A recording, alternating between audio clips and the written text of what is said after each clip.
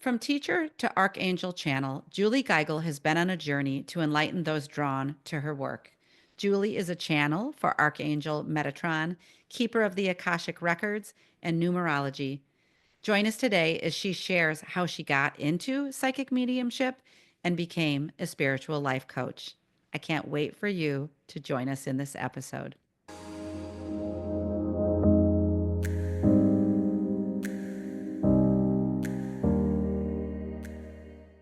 Welcome back to Mystical Sisterhood. This is your host, Maureen Spielman, and today I am sitting down with Julie Geigle. And I met Julie 4 years ago in a group with Alicia Isaacs House, whom the listener knows if you've been around, and it was called Shine Mastermind.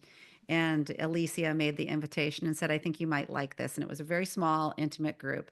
But let me tell you a bit about Julie for a moment. Julie is a spiritual life coach, healer, psychic medium, and gifted channel of Archangel Metatron.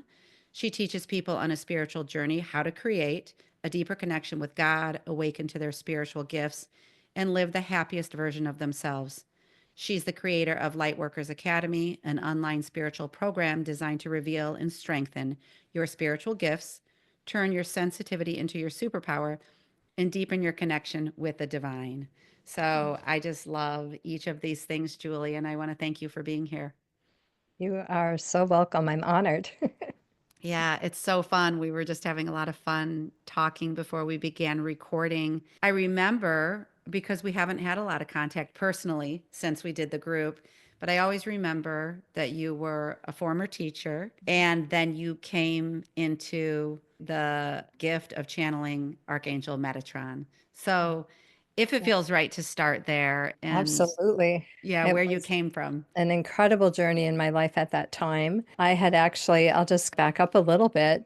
I was a school teacher and I was not psychic. I wasn't a medium as far as I knew and had no interest in any of that. I was very conservative, as is my husband.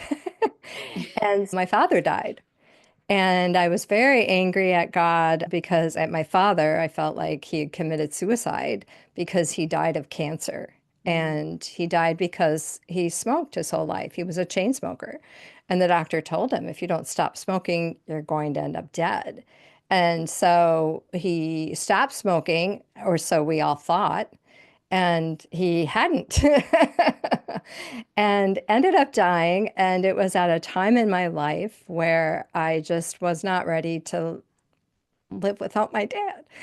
And so I was very angry and I would scream at him all the time, where are you? I need you. Oh my gosh, how could you do this to me? And I would imagine how he would respond to me. Oh, you're fine, Julie. Stop being so dramatic. And, one day I came across a TV show, John Edwards Crossing Over. And I remember sitting there watching that. And my husband's like, I don't know why you watch this crap.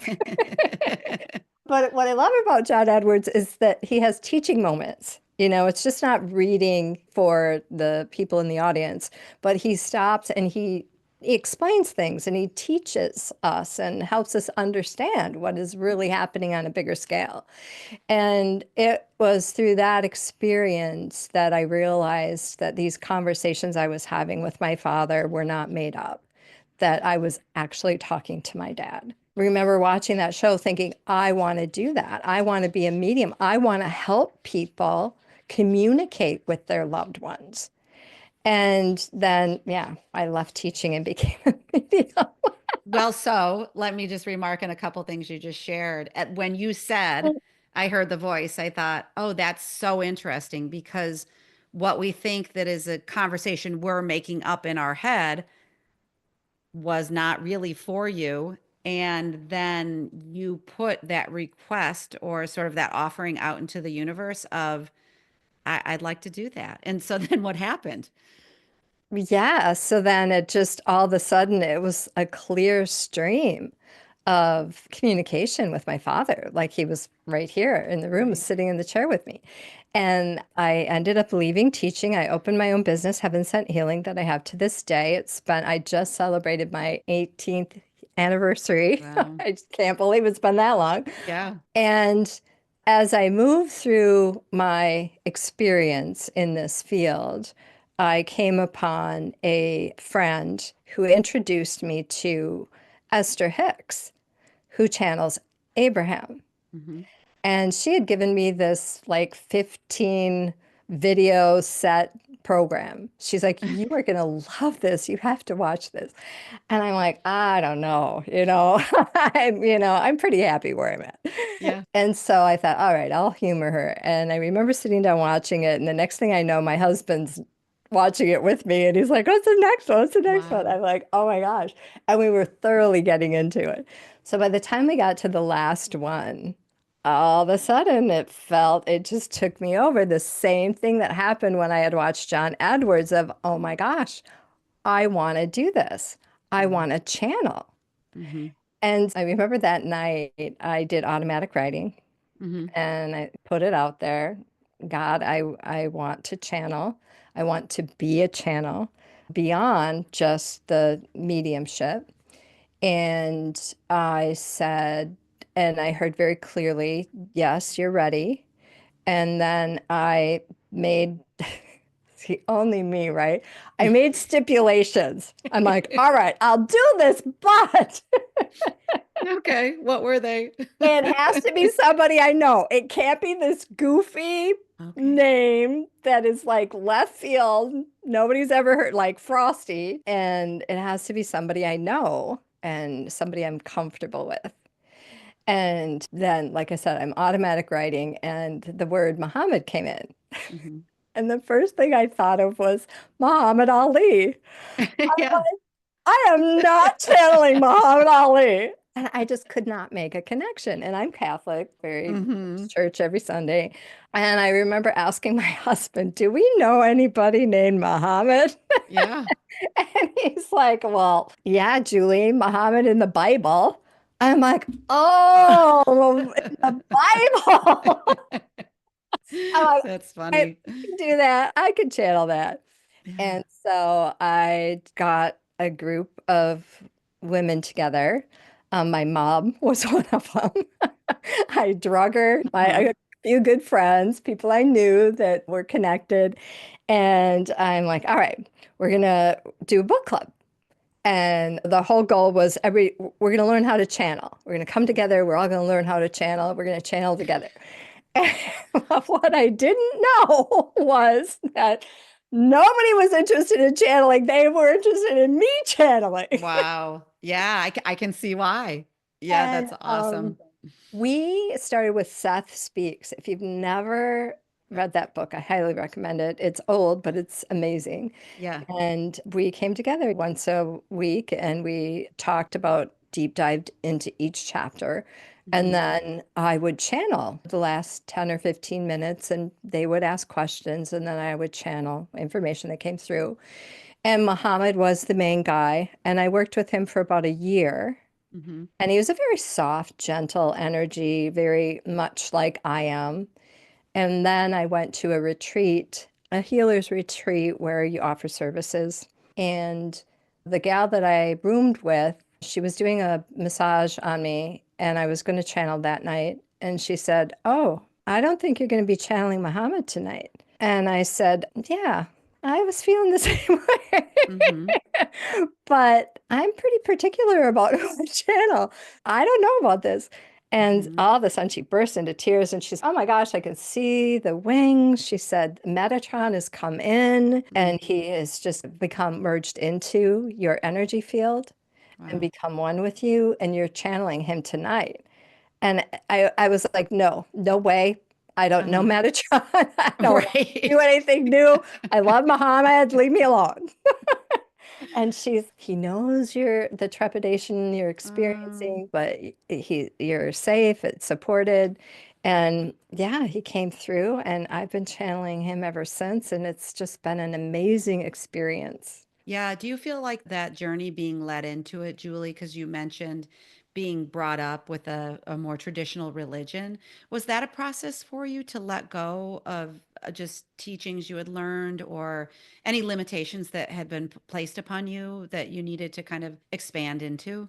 It's interesting that you should ask that question because I've always just felt really close to God. Mm-hmm. And I remember having this discussion with my husband, and he's like, Julie, you're really not Catholic. Right. I don't know what you are, but if the priest knew this half the stuff you did, you'd be thrown out of church. And I went, Absolutely. what are you talking about? So I'm like a naive Catholic. Yeah. And it's really actually served me quite well because a lot of people I know have a lot of hangups with religion. Mm-hmm. And for me, I've just been able to tune out all of that. Yeah. Just really Well, focus on God and the angels.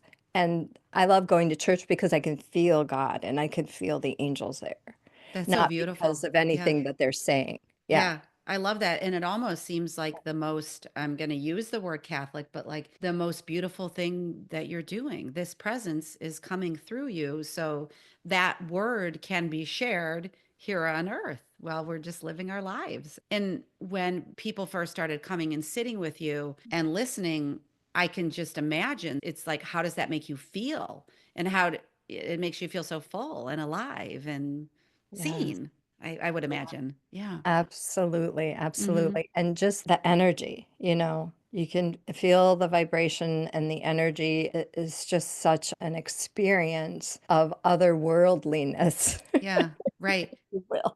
Yeah, from what you're sharing today, Julie, it sounds like that openness was there from the beginning for you.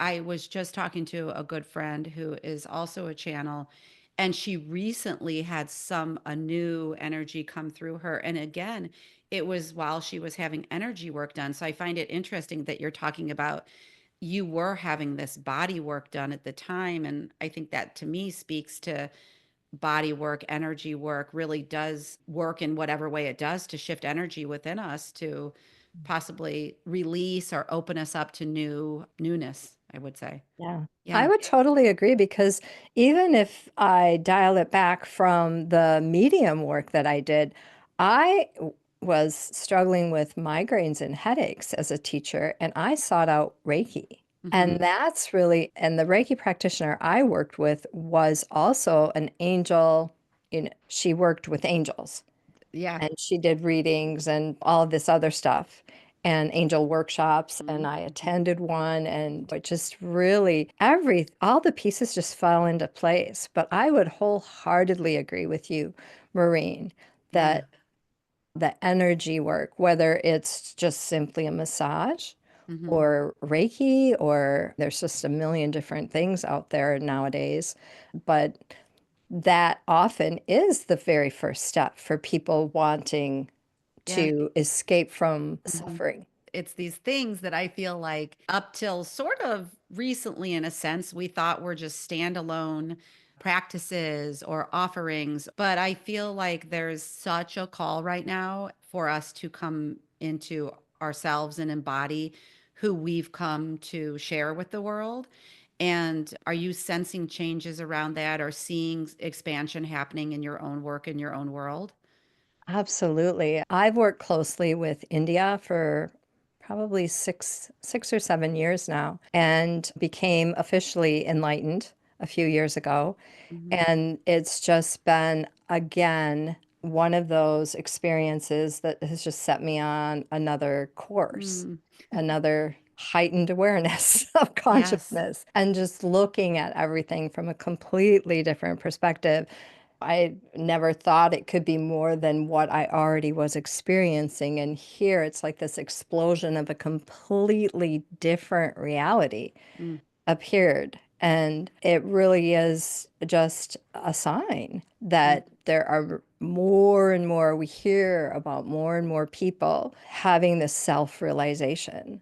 Yeah. Truly, what I noticed was because I was a seeker forever, seeking, and there's the knowledge. And as a teacher, I just thrive on learning. And so there's that thirst for more and more knowledge and understanding. There's the knowledge, you Hmm. understand, but then there's embodying the Hmm. knowledge.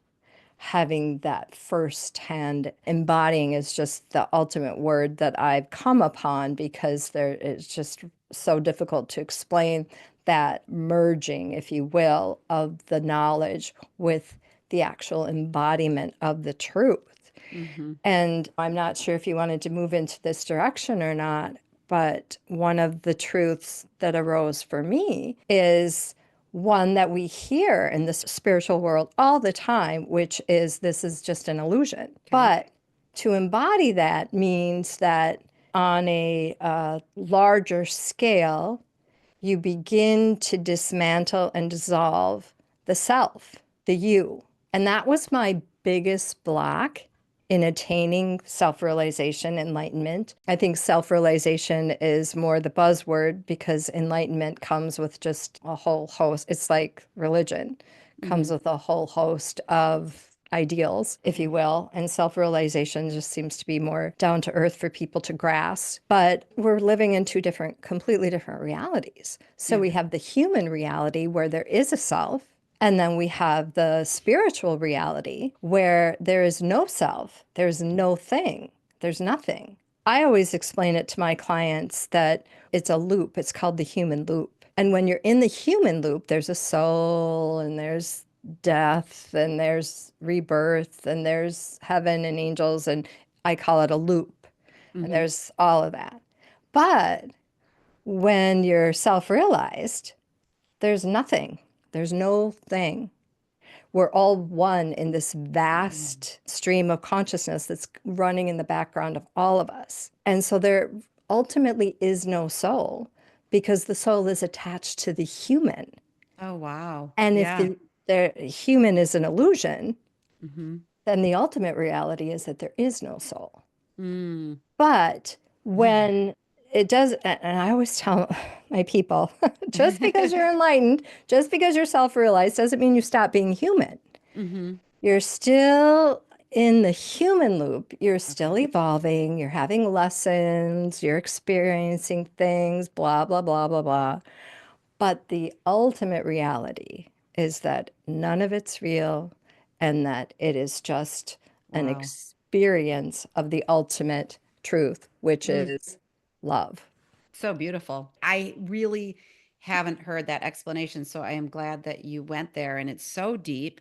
I was wondering, Julie, as you have channeled over the years, what is your consciousness like, or I should say, like your awareness when you're actually channeling and when the messages are coming through you for either your client or a group or your own, your own writing, whatever it is? What is your awareness of that coming through you? And do you actively learn from Metatron what he's here to come through and teach?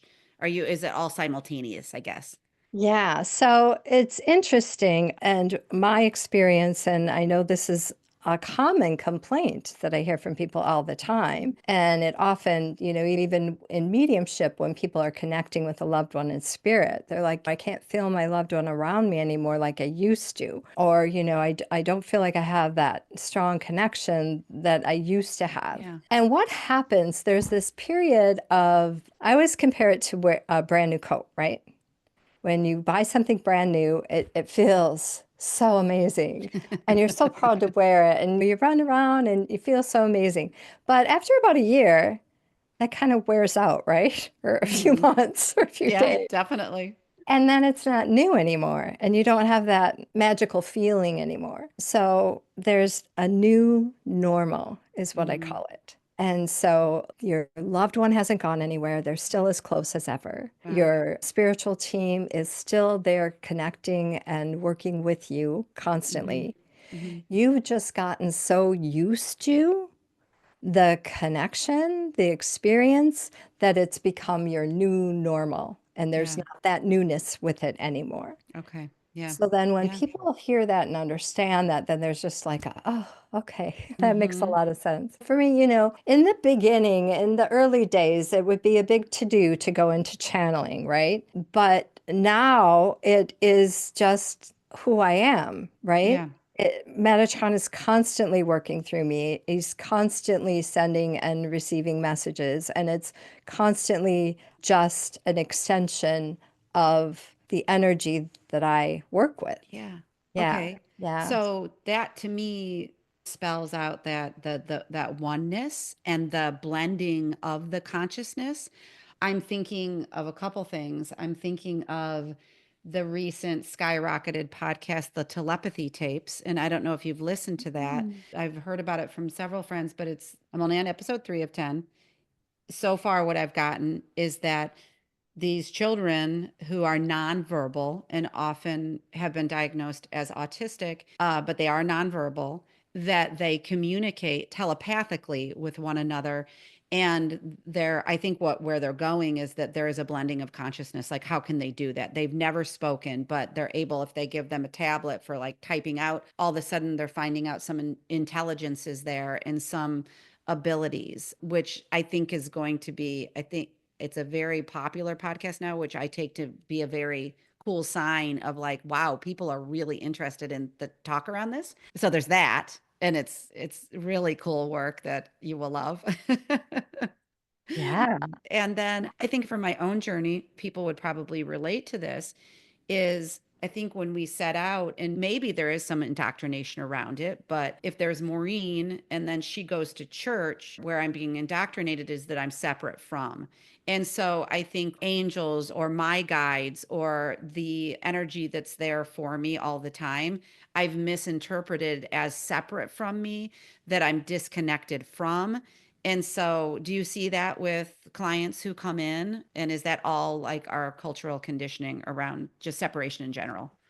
Oh, absolutely. And that's what the new age is all about, right? The golden age on earth that's here is just that we're all one. So we're moving into this whole shift in perception that it's outside of us. When it's not outside of us, it's inside of us. Mhm. And the beautiful thing about enlightenment is that we are born enlightened. It is in us. And around the age of 2, we begin to get conditioned. We forget. And this has just been an amazing experience for me because I have a granddaughter who just turned 2. Mhm. And so having this newly enlightened myself and then having this baby enter the world and being able to experience life through her eyes and that understanding that she comes enlightened and Mhm. she comes with this open mindedness and open heartedness. And Right. it's around the age 2 where we've conditioned them to be separate from who they are, right? You have a name. You are a person. You know, we condition.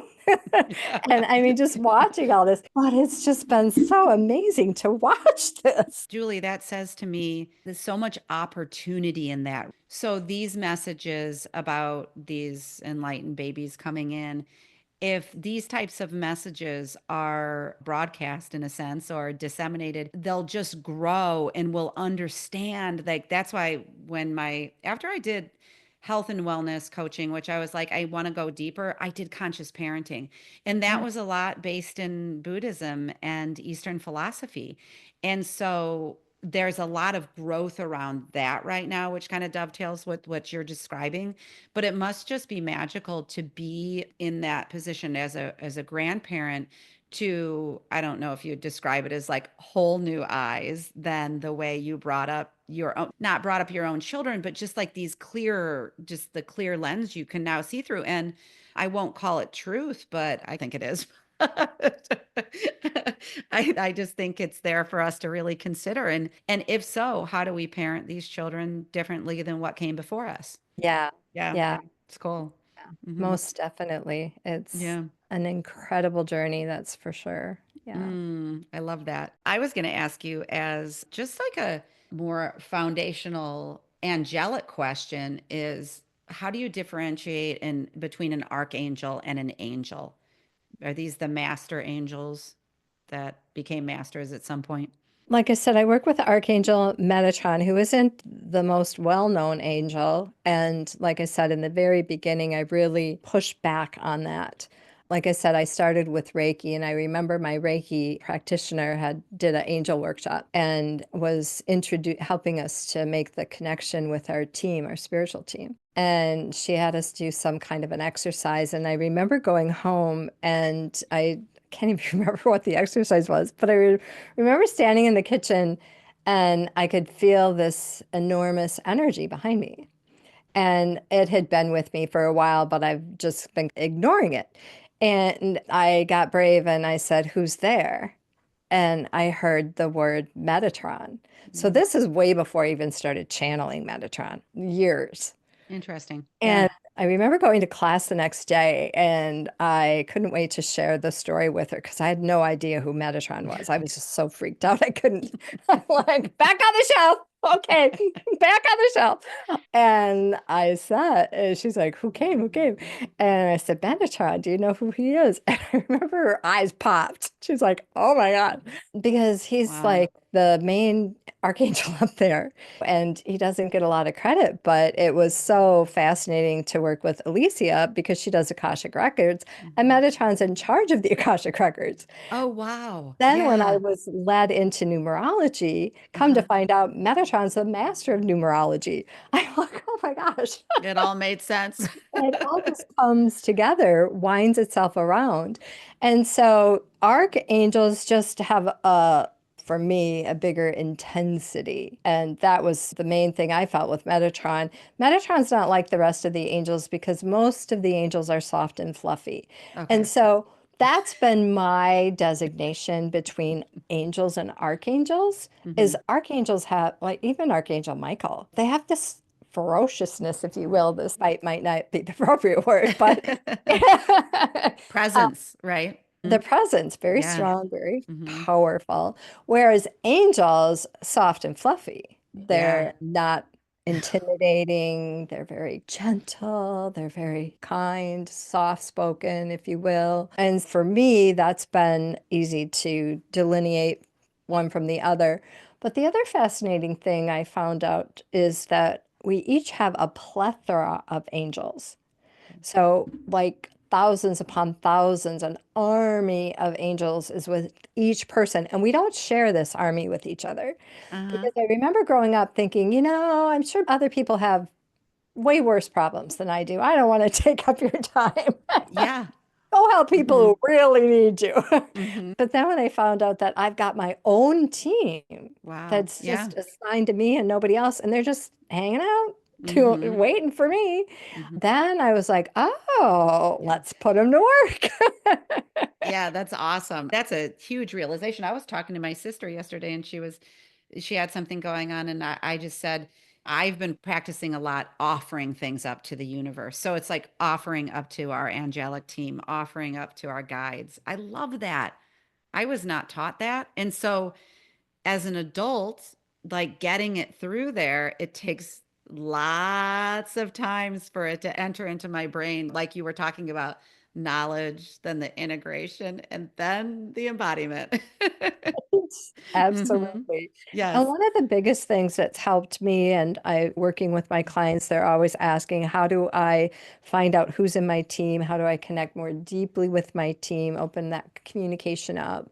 I've found that creating an altar Hmm. is very instrumental. And then as you're called to different artifacts or different things, and you add that to your altar, then it begins to just tell a story of its I like own. that. Hmm. Yeah. I Yeah. remember I used to do angel fairs and I walked by this table and she had a bunch of different like stone artifacts of Ganesh and Buddha and different figurines. And there was this one figurine, Ganesh, and I didn't know who he was, but I kept coming by her table, looking at him, picking him up, setting him back down. And I think it was the third time she's like, I think he's calling to you. Hmm. I'm like, what do you mean? Wow. Yeah, he was like a magnet. And I bought him, brought him home, and sure enough, come to find out a few years later that he's actually in my team. Oh, wow. And he's Yep. one of the Hmm. dudes. And it's like, wow. That's why he's there. I love that. And I love it because every time I have a guest too, I'm like, oh, okay. So I have this offerings box where I've been writing things and every morning revisiting them as a newer practice in the last month. But then I have the beautiful little box, but then my altar's over there. So it's like, okay, Maureen, how can you start to, based on what Julie's sharing here, start to blend the two and make that like because I had created, I have a marble slab that's like a little tray. So I had taken a Magdalene statue that came from my dad's kind of artifacts that went after he died, and just a number of small things like that. And so you're making me think, okay, Maureen, blend it together. And then how do you guide people to use the altar? Yeah, I highly recommend having an altar in every room. After a while, I started looking through my house and I just intuitively, I Yeah. have an altar in every room. It's, oh Hmm. my gosh. Um, Yes. because it's just the hello. Okay. I like You're it. Yeah. welcome here. Yeah. My door Hmm. is open. Okay. Yeah. And so just having that energy there in that space, it Hmm. clears the energy of the space. It's like a constant mode of clearing Hmm. that energy, clearing out bad energy, negative energy, if you will, and bringing in the positive, uplifting energy. But also, it just exudes that Yeah. aura of Okay. blessings and bliss.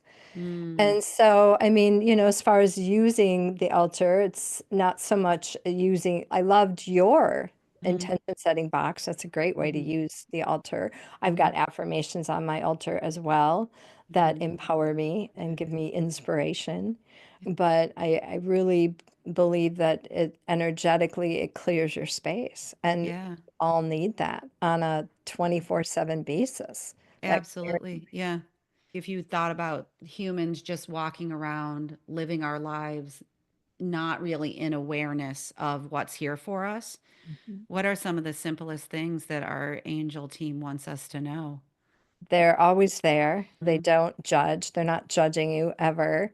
And they meet you where you're at. Mm-hmm. There's no pressure. Mm-hmm. One of the biggest things I work with people is discernment. Love that. Yeah. Say more Yeah. about that. Yeah. Yeah. So whenever you're feeling pressured, or my angels told me to do this, or I'm supposed to tell you that, or just really being careful of that verbiage because that can be misconstrued. Always staying in your own power. If you're feeling pressured or forced Mm-hmm. or overwhelmed, that's not an energy that's coming from your team. Okay. That Yeah. is great discernment. That feels a little more forceful or a little incongruent, like how the feeling might come up inside. And as I said, your team will always meet you where you're at. Okay. And it may be a request, but it's never a requirement. They might give you options. You'd be great. Like when I had that feeling of wanting to be a medium, oh my gosh, this would be so much fun. You know, that energy is coming from your team. Mm-hmm. They are uplifting and inspiring you. You'd be really great at this. You could have a lot of fun with this. It would really expand. It'd bring a lot of joy to people instead of this is something you should do. And Okay. come to find out, I come from a long line of psychic mediums. I'm fourth generation. And you didn't know that? And I remember saying to my mother, it was like I was in business 15 years when I found this out. Oh I'm my like, gosh. Mom, Yeah, that seems important. seriously, I think I needed to know this. And she's, oh, I guess I never really thought about it, Julie. That's pretty funny. Yes. And so she did it skip a generation? Like she wasn't doing it herself? Yeah, I mean, Mm, we just didn't talk about it back then. It wasn't wow. anything to be Yeah. proud of. Yes, Uh, yes. That's so amazing. Those are great messages. And for anyone who's listening today and you're so curious, or you found that you've always loved angels or had a special attraction to them, it feels like, yeah, well, there's something there, whatever it is, whether it's communicating more with your team and their presence, whether it's making requests to the universe yourself, whatever it is, it's important. It's not like these siloed parts of ourselves that are not relevant to, I think, our experience here. Hmm. absolutely. And mine started with just an unrest in my work. I used to be a Hmm. teacher and I had come upon some challenges, and I just had that question in my head, God, is this really what you want me to do for the rest of my life? Then the thought was, if not this teaching, then what? And Mm-hmm. that's when Oh, the Reiki practitioner showed up, the angel workshop came in. mm-hmm. I took a hypnosis class. I'm a hypnotherapist. Mm-hmm. And marrying the psychic medium work with hypnosis has just been phenomenal Ooh, that's cool. because Yes. through hypnosis, you can really help people Uh-huh. jump that bridge and release some of those blocks and really make that connection. That's one of my favorite stories, Maureen. If it was early in my career with hypnosis, that's really where I started the hypnotherapy and along with the mediumship. And I was practicing. And so I drugged my mom and, oh, mom, let's do this. It's going to be so much fun. And so my dad passing was very traumatic for her. So I found a mediumship one and did it with her. And it was just life changing. When she came out, she was like, oh my gosh, your father was there. I was talking to him. Mm-hmm. We had closure. It was a beautiful experience. And I was just, what? Really? It's Yeah. one thing to be the channel, right? To get the information and give to somebody, but it's completely different to create a space where the person can have their own experience Yeah. Yeah. with their loved one. Oh, Yeah. it's beautiful. It's so beautiful and it's so comforting. I feel like a lot of talk with my mom over the years, I think even before my dad had passed away, was it felt like that conversation in my head. And if I asked specific things, I could hear certain answers. And then I'd say, am I making that up? Was that really her communicating with me? So I think that probably a lot of people have had psychic experiences, but we downplay them or we just don't share them or whatever it is. So I think that's why spaces like this are so beautiful because then we can come and share. And when I've asked those kind of questions in the Facebook group, I have people like light up, like to talk about these experiences or synchronicities in our life. And that's the thing that I'm really enamored with these days is when we open ourselves up to learning and to the growth, the inner growth and knowing ourselves and begin to look around and notice there's so many magical things happening. And that goes back to sort of what you were saying about are there two realities here or what's the illusion and what's because so much of the experience is in the magic that we are experiencing. Yeah. So, Anything is possible. Most mm-hmm. definitely. Yeah. And I wanted to share too, Maureen, I didn't get a chance to mention to you, I would love to offer your community a special. Yeah. I'd love to gift a half price session, and I can certainly share a special link for you Okay. to put in your show notes That's so if nice. anyone Yeah. is interested in exploring a little bit more. Oh, thank you, Julie. That's wonderful. I know that will be of great value for people to get your foot into the door. So thanks for that. It's so generous. I've been liking to ask recently if there is anything that might be coming to you as we round out our time that might be a message coming through for the listeners or something that you feel is important to impart at this point in time. Yeah, I would love to pull a card for your listeners here today. I'd I love work that. with 8 different angel card decks. Okay. And whenever I have a session with someone, I incorporate the 8 decks into the reading. And it's always so much fun to get messages directly from Spirit. Let me just check in here what I'm guided to grab first.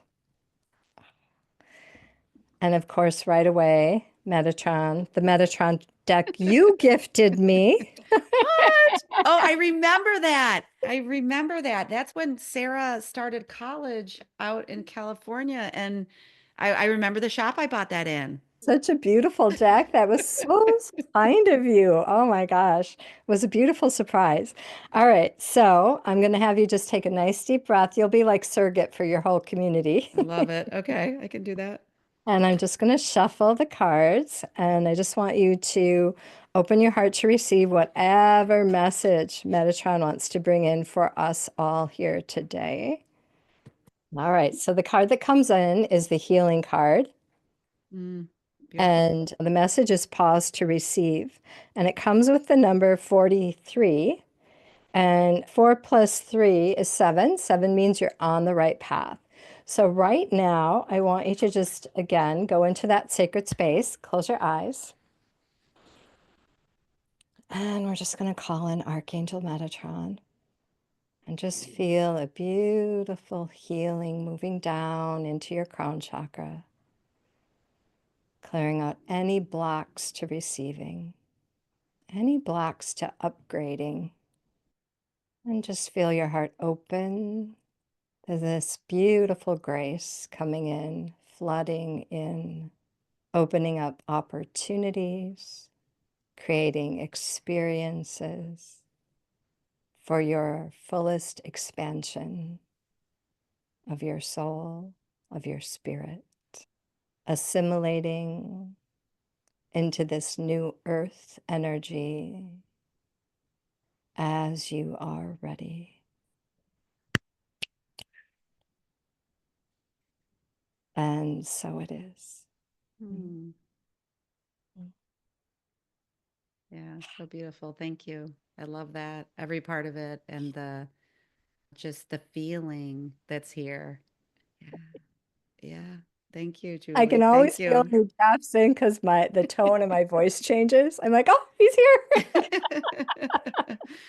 Thanks for sharing that. Thanks for everything today. And I have a feeling this won't be our last time. And thank you for the listeners for being on this beautiful ride with us today. We'll see you in the next episode. Absolutely. Thanks, Yeah, Julie. yeah. Yeah. Thank Okay. you. Yeah. Thanks for listening to this episode of Mystical Sisterhood. To learn more about my one-on-one coaching programs or join the Mystical Sisterhood membership, visit maureenspielman.com or mysticalsisterhood.com. Thanks so much. I'll see you in the next episode.